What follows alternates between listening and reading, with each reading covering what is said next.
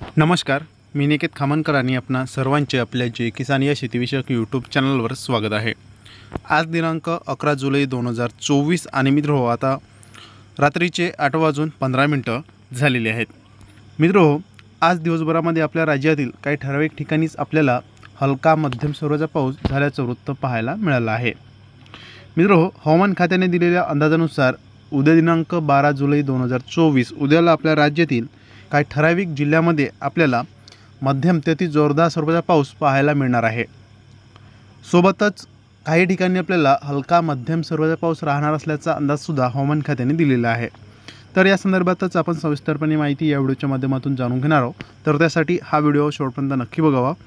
सोबतच आपल्या चॅनलवर जर आपण नवीन असाल तर आताच्या आपल्या यूट्यूब चॅनलला सबस्क्राईब करून साईडला असलेल्या बेल आयकॉनला नक्की प्रेस करा।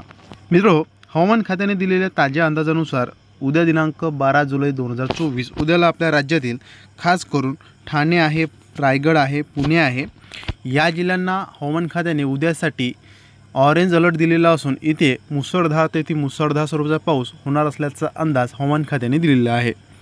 यानंतर सातारा आहे, रत्नागिरी आहे या ठिकाणी सुद्धा हवामान खात्याने मुसळधार ते अति मुसळधार स्वरूपाचा पाऊस होणार असल्याचा अंदाज दिलेला असून या जिल्ह्यांना सुद्धा ऑरेंज अलर्ट देण्यात आलेला आहे।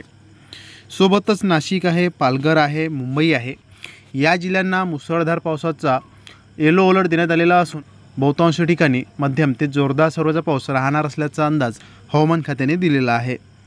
सोबतच कोल्हापूर आहे, सिंधुदुर्ग आहे या जिल्ह्यामध्ये सुद्धा बहुतांश ठिकाणी मध्यम ते जोरदार स्वरूपाच्या पावसाची उद्याला शक्यता आहे। त्यानंतर भंडारा, गोंदिया आहे, नागपूर आहे या जिल्ह्यांना सुद्धा उद्यासाठी पावसाचा येलो अलर्ट देण्यात आलेला असून या ठिकाणी उद्याला मध्यम किंवा जोरदार स्वरूपाचा पाऊस राहणार असल्याचा अंदाज विभागाने वर्तविला आहे।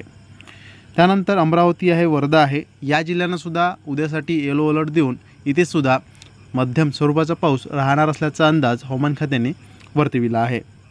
सोबतच गडचिरोली आहे, चंद्रपूर आहे या जिल्ह्यांना सुद्धा येलो अलर्ट देण्यात आलेला असून इथे सुद्धा आपल्याला मध्यम किंवा जोरदार स्वरूपाचा पाऊस काही ठिकाणी पाहायला मिळू शकते।